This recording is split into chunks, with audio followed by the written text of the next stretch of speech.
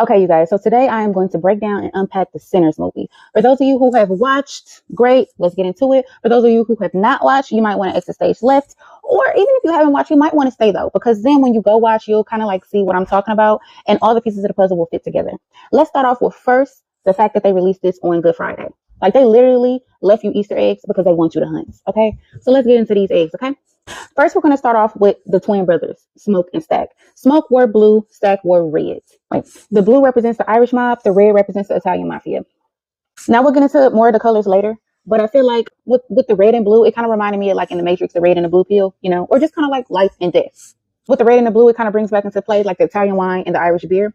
Now, remember, Smoke and Stack had just came back from Chicago. They came back to Mississippi so they can open this juke joint in the Jim Crow era. Now, they were still up in the fields, picking cotton, all kind of stuff. They came back so they can open a juke joint. They literally just had robbed the Irish and Italians and had them beefing and at war with each other. Now, we know what a juke joint signifies, right? Signifies back in those days, just happiness, laughter. Like you can literally come leave all your problems at the door, okay?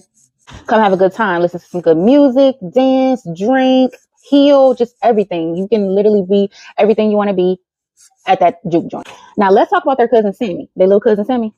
He wasn't just gifted with singing and playing the guitar, but he had a musical gift on a spiritual frequency. When he played the blues, it literally called spirits. This is how the first vampire Remick knew where he was. And he wanted him so bad. He said when he played music, it connected souls to different eras. This is why at the end, he was willing to let everybody go if he could just get a hold of Sammy. Because Sammy's music opened portals. The same way music does to this day and back then in our ancestors' days. Remember, music can be used as a weapon, a bridge, and a spell. Remember, sound is vibration, and vibration is how we move between realms. Why do you think the radio has to be on a certain frequency to hear sound or music? Y'all still follow me? So the same power that Sammy held with that music attracted not just the light, but the darkness too. You have to remember that when you have a gift, you attract everything and everyone. Everyone will want to draw to you and be a part of it. Not just the good people, but the bad people too. I'm talking about everything, even the spiritual parasites and the energy vampires. Now let's get into the vampires. Because the vampires in this movie literally was not like your average vampires, okay? Most people thought they was coming to the movies to see the regular, literal, oh, this vampire want to suck your blood and kill you. No, these vampires in this movie represented culture vultures, which is why the vultures were on the roof when the vampire Remick first came to town and came to that couple house. Yes, this is why. They represent wanting to steal, take, and drain everything from you. So this is not about your literal blood, but your culture, your gifts, your heritage, etc.